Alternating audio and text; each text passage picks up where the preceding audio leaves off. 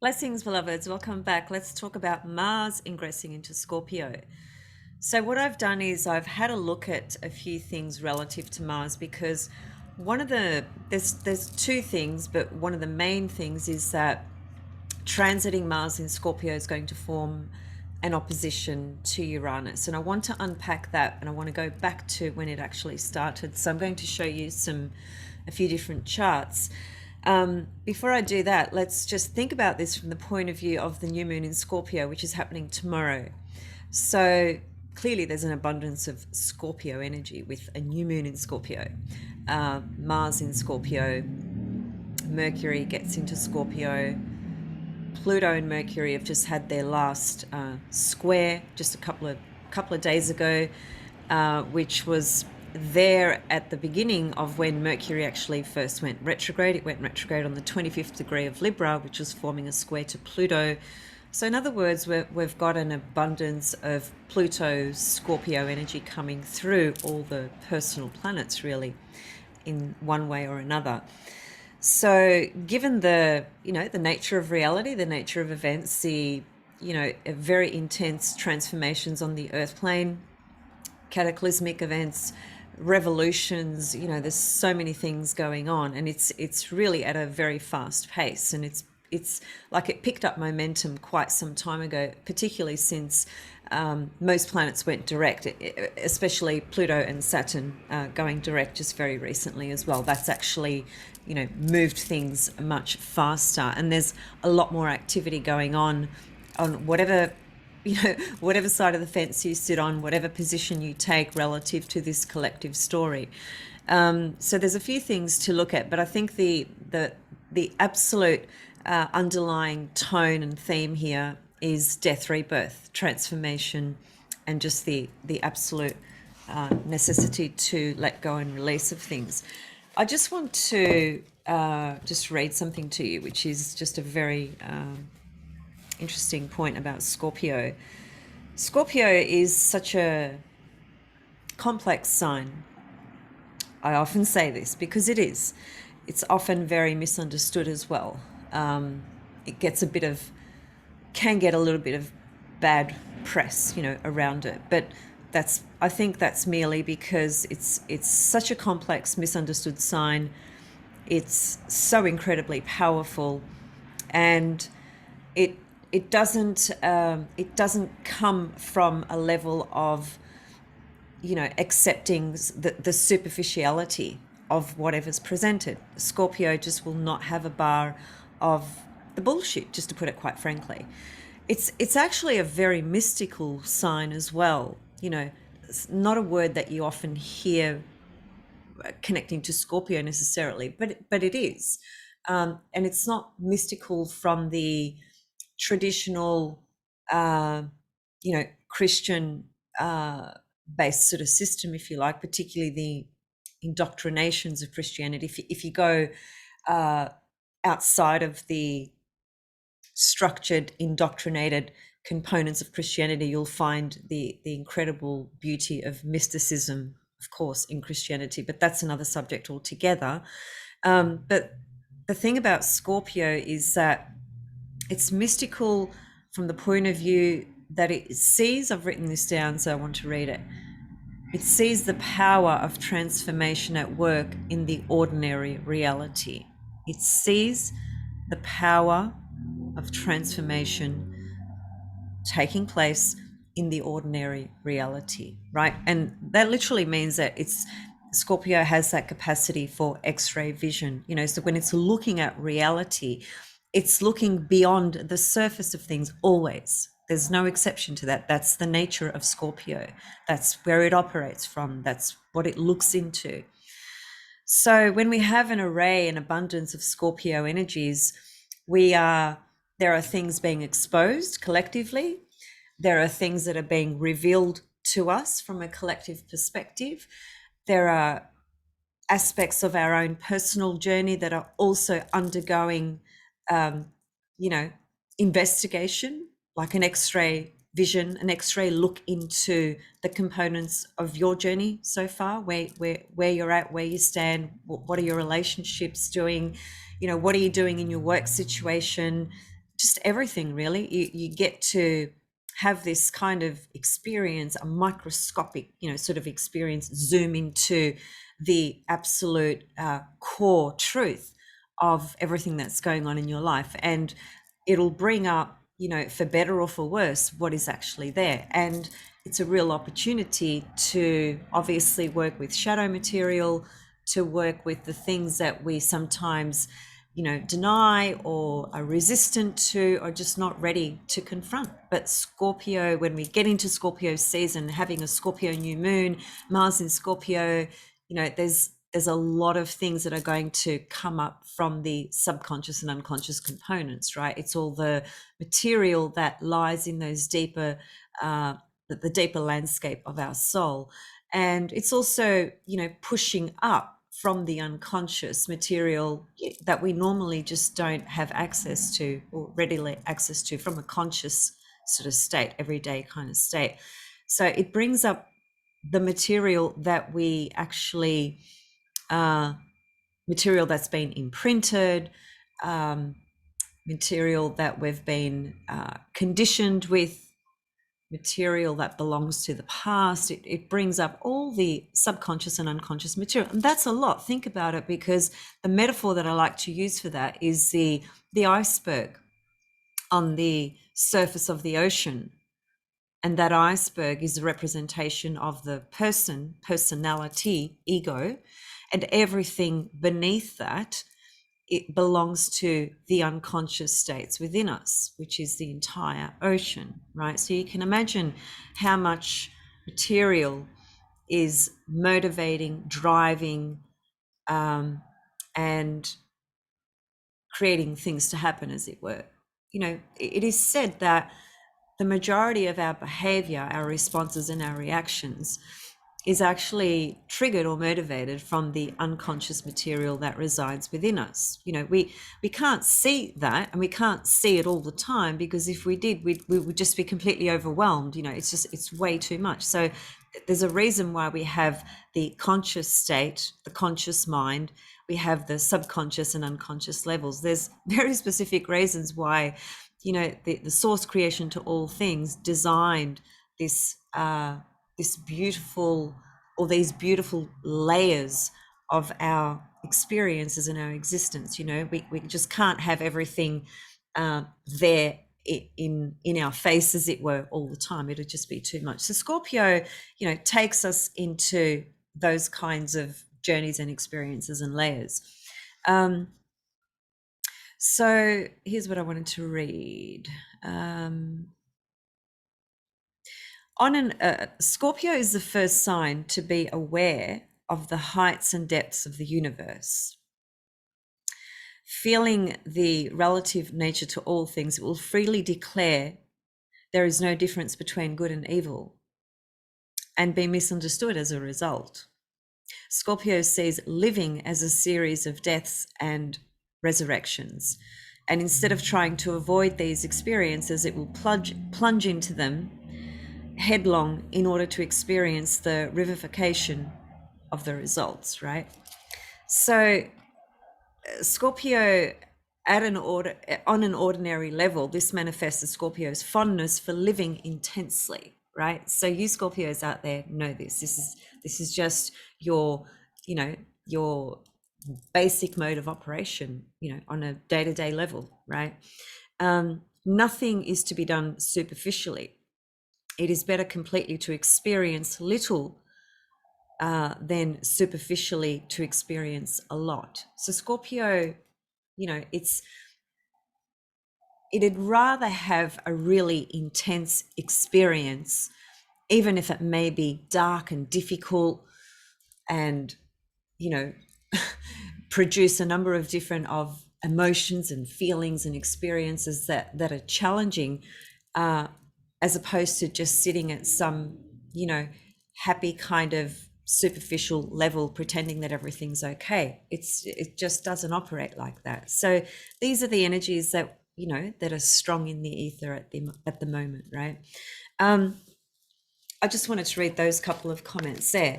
So new moon in Scorpio starting tomorrow. It's a very powerful lunation for the month of November, which I've already done a video on. So if you haven't seen that, you're more than welcome to watch that to get an in-depth overview of the new moon in Scorpio. But the main highlight for that was, of course, that the new moon in Scorpio is actually opposite Uranus. So Uranus has a very strong voice in the lunation cycle that's unfolding, and it's a weird kind of energy from the point of view of, well, it's not really weird. Weird's not the right. Well, weird is a good word for Uranus, actually. But I guess what I mean by that is that, Scorpio is a fixed sign. Okay. It's a water sign. It's a fixed sign. It corresponds to the soul. It takes us into the depths of everything that we feel, whether we are aware of it or not. It just, it just kind of drags us in there, right? We have to go there and have a look and have a feel and sit with what's there, for better or for worse. That the only way we can actually have breakthroughs and clear things out and purge and transform and have rebirths is by actually sitting with, embracing what is actually there. We can't do it if we are denying it or unaware of it or blocking it or whatever it may be. And Scorpio always gives us that opportunity, right? Now, with Uranus being present, it's going to have this signature of sudden breakthroughs. And those sudden breakthroughs or flashes of insight correspond to deeper truths, right? The truth of actually what's really going on in our own life and in the world, for that matter. So keep that in mind as a backdrop of this Mars in Scorpio, right? So Mars in Scorpio began just a few days ago. It was on the 31st of October, Halloween. How appropriate, right? And it will be there until, I've just forgotten the date. I'll have to, I think it's in December, isn't it? It stays there till December sometime. We'll work that out in a moment. I've just forgotten to write the date for that. Okay, so Mars in Scorpio. Mars is the ruler of Scorpio in traditional astrology. Pluto is the ruler of Scorpio in evolutionary astrology, and I like to think that Pluto is the primary ruler, although Mars has powerful dominion over Scorpio. No two ways about that. So what are we dealing with? We're dealing with Mars, which is the planet of willpower, will forces, desires, passion, the energy that the frequency energy archetype planet that connects us to our own drives and motivations and desires, and the ability to fight for things, to push through things, to act on things, to have courage on things, right? So Mars in Scorpio is an undeniable powerhouse. Okay, so it's the most powerful place for Mars, as a matter of fact.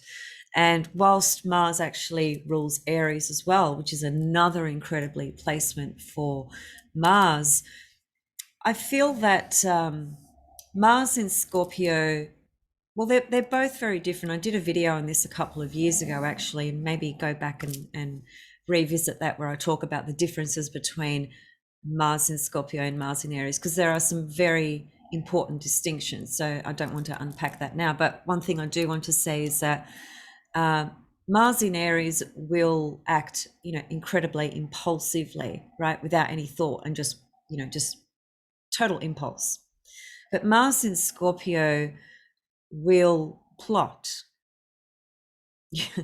it will, deeply consider the action that it's going to take. It doesn't act impulsively, right? That's one of the primary differences. So Mars in Scorpio is a very powerful placement. It's a very powerful journey at the moment for the next few weeks, particularly because we've got this new moon in Scorpio. Let me just share my screen and start to bring up some charts, okay, so that we can get some visuals. So here's the first chart I want to show you. So 20th of January 2021, we had the Mars-Uranus conjunction, okay, and that marks the new phase conjunction, okay, of Mars and Uranus.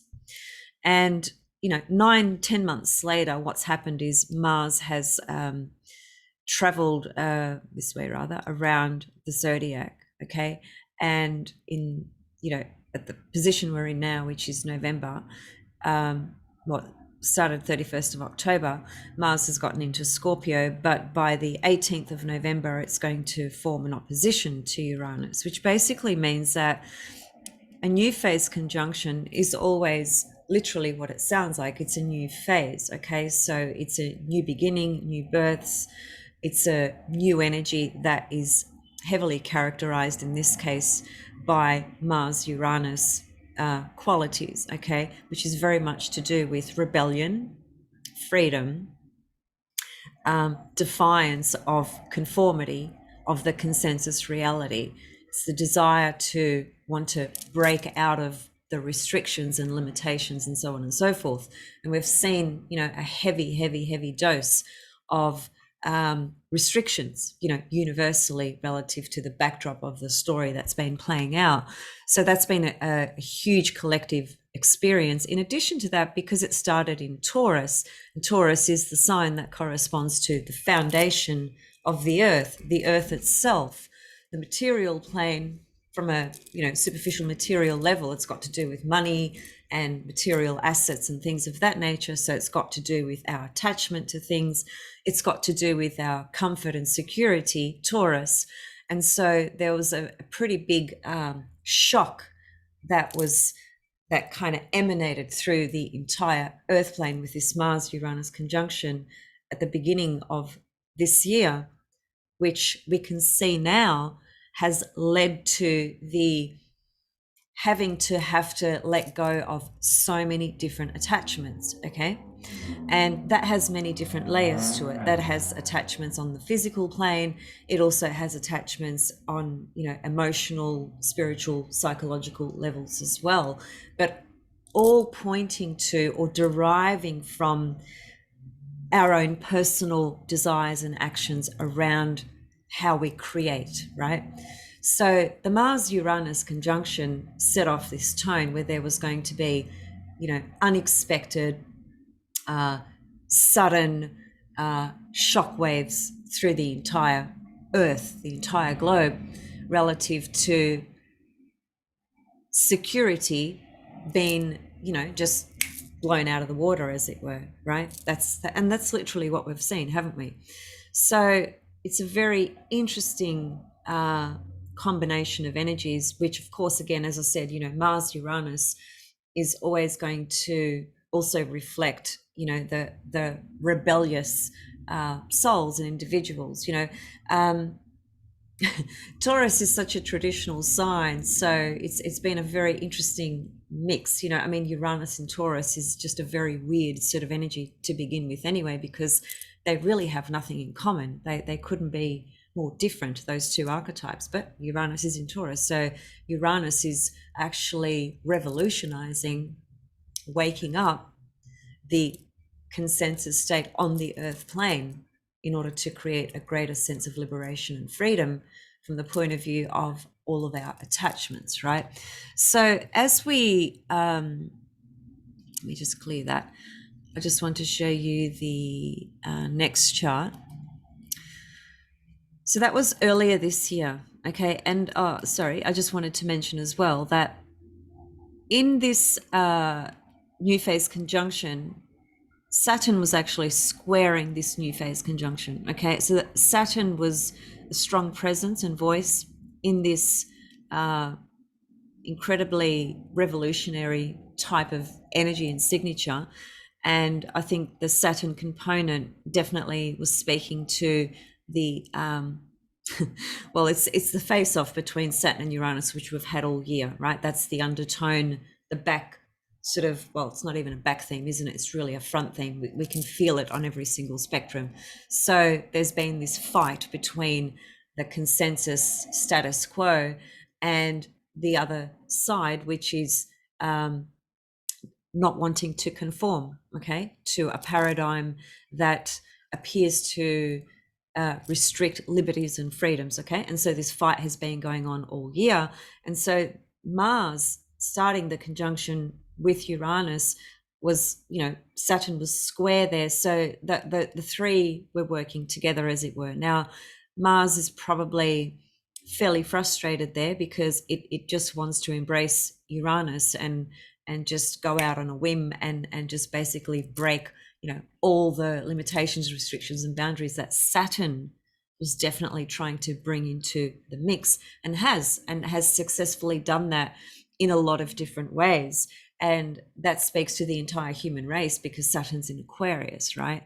So we've got that. And then as we move forward, which is basically here, we have Mars-Uranus opposition, and you can see, let me just grab, there's Mars at 12 degrees of Scorpio forming an opposition to Uranus at 12 degrees of Taurus. Now this takes place on the 18th of November, so this is, a couple of weeks away. This is going to be a very interesting time of the month, particularly because we start the month with a new moon in Scorpio. Mars ingresses into Scorpio, Mercury ingresses into Scorpio, so it's just a complete Scorpio vibration on the earth plane. Remember what I read before out of that book, that is that, the Scorpio archetype, it's going to smash through whatever is superficial, okay, and whatever is not allowing our soul to really operate from its essential core level relative to the truth, okay? So when we get to this part of the month, when Mars forms an opposition to Uranus, this is the full phase of what began earlier this year. So even though we've seen over the last 10 months how this Mars-Uranus conjunction squaring Saturn has unfolded, we've seen that collectively.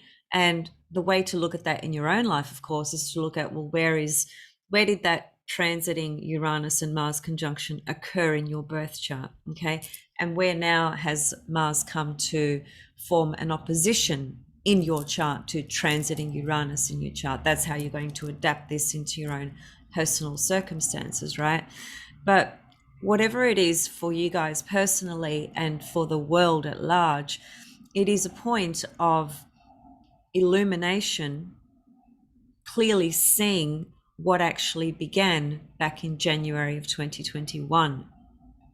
Now, it does bring in all those qualities again because it's Mars-Uranus, right? It's a different sign now. We've got Scorpio in the picture. And so where there was, you could say, the desire, Mars, to hang on to what's familiar to our comfort and our sense of security, which was our life as we knew it, we've had to endure and find ways to navigate our path and our journey through having to let go of various attachments. I think everybody can relate to that in one way or another, some people more than others, absolutely. And then of course, and that's the external level. When you go deeper into this is really about it is about self-worth and self-love, right? It is about looking at our own sense of attachment, Taurus, and what provides a sense of security for us. Is it just that external superficial level of what gives us, is it the basic necessities? Is it the extravagance of things that we had? Or, what is it? What really gives us that sense of a deep sense of self-worth? It's the opportunity to explore all that and to also free ourselves, right? To free up, right, from the attachment, Taurus. That's the Mars-Uranus cycle, right?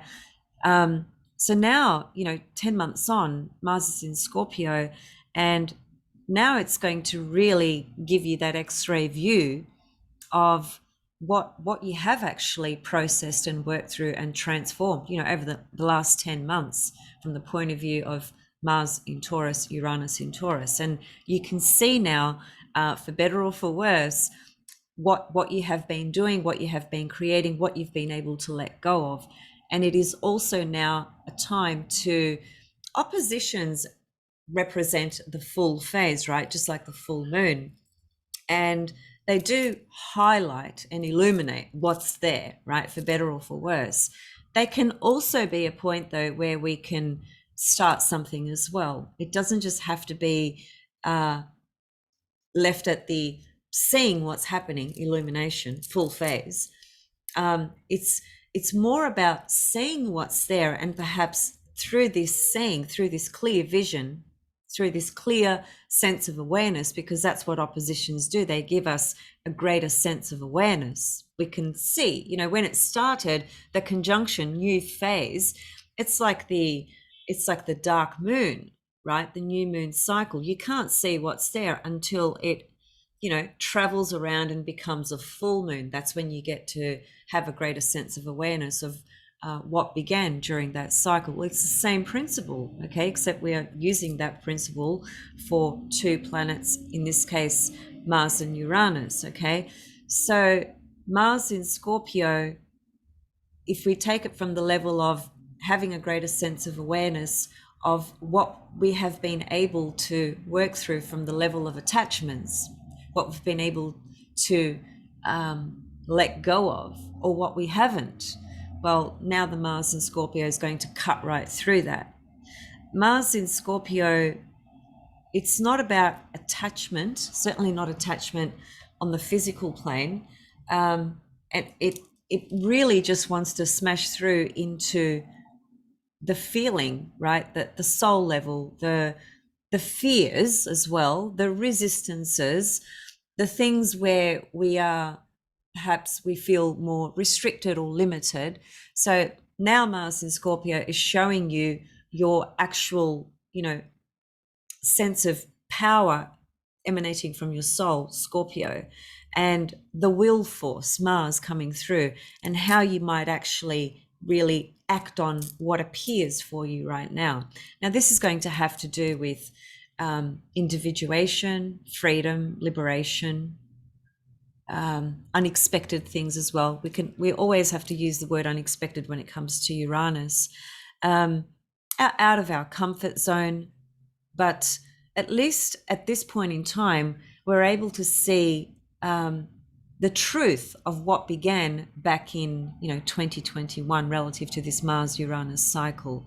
So it's a very, very, very powerful opposition, which is going to, as it moves out of Scorpio, which it will, then naturally it's going to form a last quarter square when it goes into Aquarius, okay? And then eventually it's going to come back and form another conjunction to Uranus. And I want to show you that chart in a minute. But just as a general kind of sense of this particular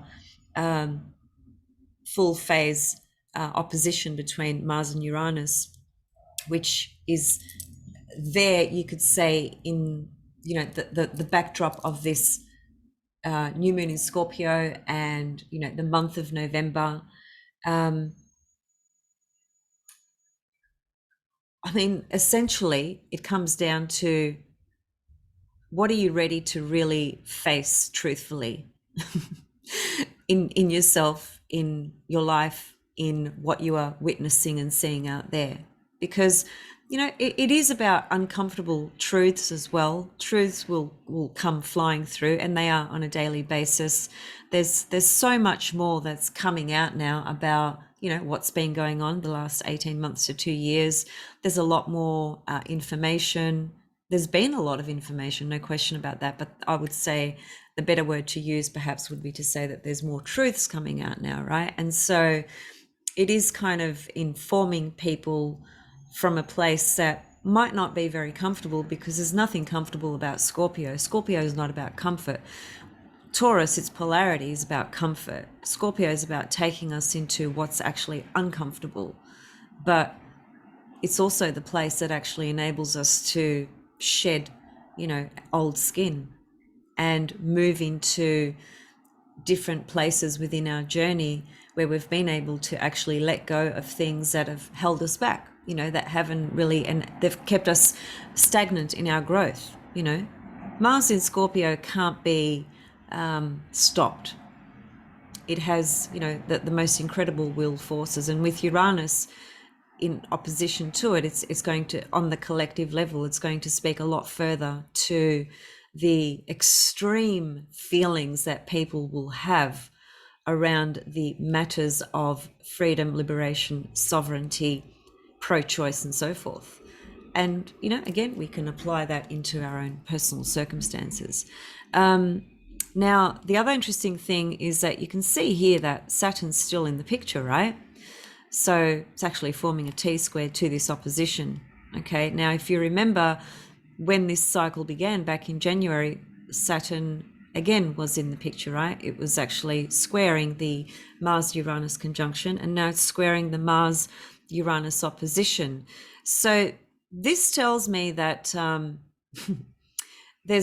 we've still got a lot more elements of Saturn in Aquarius squaring Uranus, and in this case squaring Mars as well. So we might just have to work, a lot more deeply within our own inner willful resources that speak to our own inner kind of transformation and inner sort of revolutions, if you like, Uranus, right? Because perhaps the actions, what we want to see out there in the world from the point of view of Uranus, which is liberation and freedom, I don't think we're going to see that in the month of November. Are we going to see action and, advocation for those things in a very intense way? Absolutely. But Saturn is still in the picture, forming a square. I think Uranus is going to have the final say, because we started this lunation cycle with Uranus opposite the moon as well. But we can't ignore and deny Saturn. Saturn is still in this picture.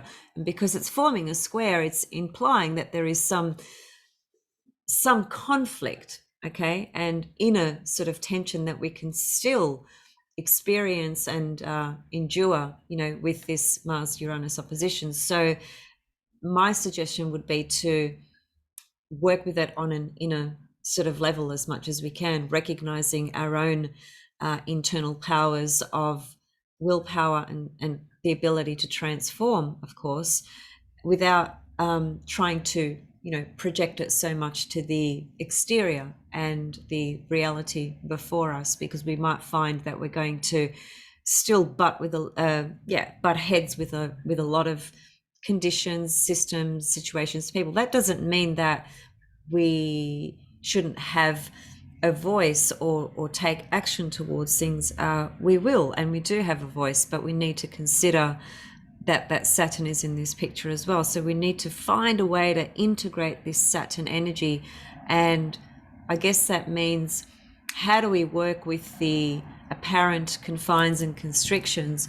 How do we continue to work on our process of transformation and evolution by respecting the bounds of Saturn, the boundaries of Saturn, and its role in Aquarius as it is appearing at this point in time.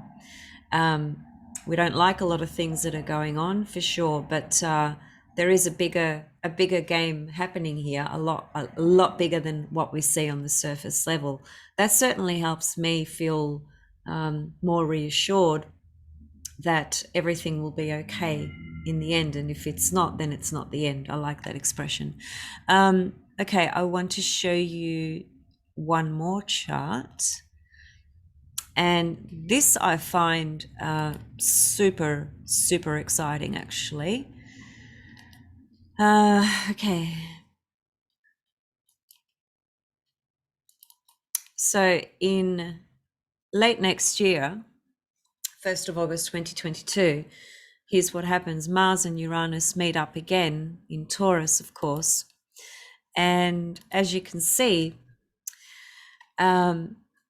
because the nodes are going to shift into Taurus and Scorpio, just in a couple of months' time, you can see that the North Node, Uranus and Mars are all together. Okay, so when this new phase conjunction begins again between Mars and Uranus, we have the North Node in Taurus in the picture.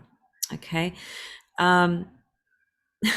Interestingly enough, Saturn is in, within orb of squaring this mob over here as well. So again, we're going to have to take that into consideration. But the North Node is obviously an implication for the future paradigm, the future direction that we are all evolving into. So it's a very different reality. We can already see that.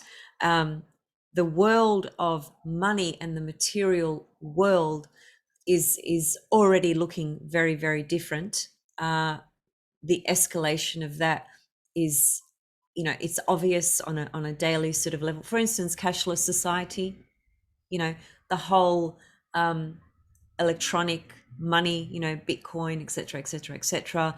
That's a huge part of most people's reality, right? So there's a lot to say about this, and I'm going to come back next year to talk about this. But I just wanted to flag it because this is going to be a very important signature for the collective evolution around the world of money and the material world. And again, Saturn's still in the picture because Saturn's in Aquarius and just a few degrees away from this.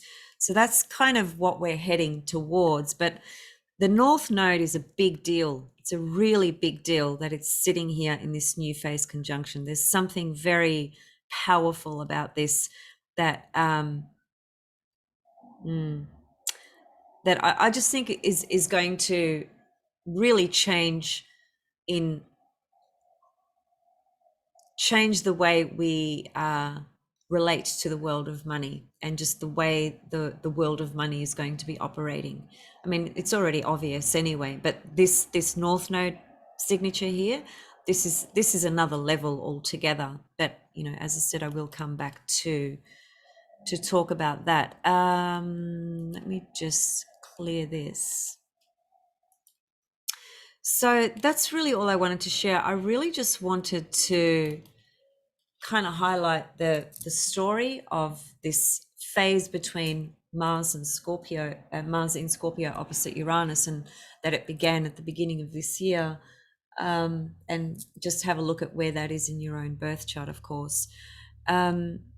And also, yes, let's have a look at when Mars exits Scorpio. I think it's in December. Yeah. So it's basically around the 14th or 15th of December. You can see there it's 1 degrees and 51 minutes of Sagittarius. So I've got a few weeks of Mars in Scorpio. I guess the other thing to consider is, well, where is Scorpio in your own chart? Mars is going to travel through that house, of course.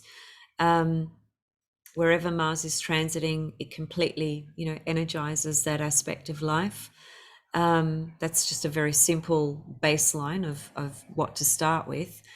Also have a look at what profected year you are in. If you are in a profected year where Mars is the ruler of that house, so if this was your chart here, Mars actually rules, pretend this is whole sign houses, this would Mars transiting Mars opposite this Uranus. If you're in this profected house, it would rule your second house, but it would also rule your ninth house. So the perfected year and the Lord of the year, which is the ruler to the house, if it is Mars, then this Mars Uranus opposition is going to really be very powerful for you this year. Okay, it's a very important month for you because you're in a Mars ruled year. Okay, so wherever that is in your chart, you need to look at both Scorpio and Aries, of course. So it's 2 houses in your birth chart. Okay, so and then you need to also look at what planets you have in that house. For instance, if you have planets in that house, what aspects are happening to those planets in those houses. There's a few things to consider, but once you start getting the hang of perfections is what I'm talking about. What perfected year are you in? That is, what perfected house are you in? What is the ruler? and so on and so forth. It's a very simple technique to basically use to forecast, the one solar return to the other solar return. I'm using it so much more than I was, a couple of years ago, this particular method and technique, because I've been practicing a lot with it in a lot of different charts, and I'm seeing just some undeniable results. So I just wanted to, mention that as a side note for those of you that understand what perfections are. If you are in a Mars ruled year, this Mars opposition to Uranus is going to be huge for you. So that's just something else to consider. Okay, so I suppose finally, Mars in Scorpio corresponds to the soul. Scorpio corresponds to the soul. Mars corresponds to the will forces, the lower will forces that with conscious choice and conscious integration, conscious thought, conscious action, etc., is aligning with the highest will, which is of course Pluto, right? I mean, think about it like this in just plain simple English. When Mars is acting for its own personal desires and it's not considering, let's say, it's the highest will, which is Pluto, then, Mars is going to get what it wants and do what it wants based on what it wants itself. It can be a very selfish, self-orientated planetary frequency and archetype. It is the integration of Pluto that helps us use Mars in a more conscious way, so that we basically, don't run over that person in order to get what we want. We have we have much more of a conscience around our actions, right? So Mars in Scorpio can be unstoppable, but I guess the question becomes, what's driving that Mars in Scorpio for us? What is the ultimate sort of agenda and objective with how we are using that Mars in Scorpio energy? Is it just because we're trying to get revenge on somebody, or, get what we want, get our desires and needs met, at the cost of hurting others? If it's operating at that level, then it's a very unconscious level, right? But that's, a lot of people on the planet would be using Mars in that way. Again, I'm not even saying that that's a wrong or a right. Remember before, when I read out of that book, that the Scorpio archetype has that ability to see that this whole thing of, good and evil, good or bad, right or wrong, Scorpio sees beyond all of that. Okay. And so I mean, I resonate with that so much. Whilst I'm able to observe an act that appears to be wrong, if you go and run somebody over with a car, of course that's wrong, right? But I have this ability, and I guess that's because I've got my Venus star point is in Scorpio, right? And Pluto, as I've often said, aspects everything in my chart. I'm not a Scorpio. I don't have a sun in Scorpio or a moon in Scorpio, but Pluto aspects everything in my chart. All my personal planets, my ascendant, it aspects everything. And I have a Venus Scorpio star point.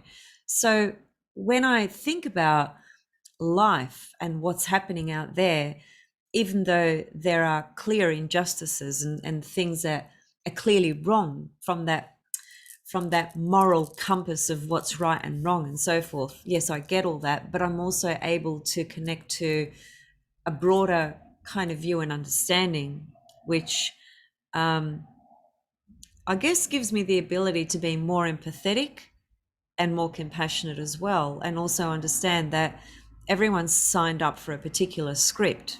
The soul has signed up for a particular script, and that may be being a saint, and that may be being a sinner. And my favorite saying is, You know, every saint has a past, and every sinner has a future.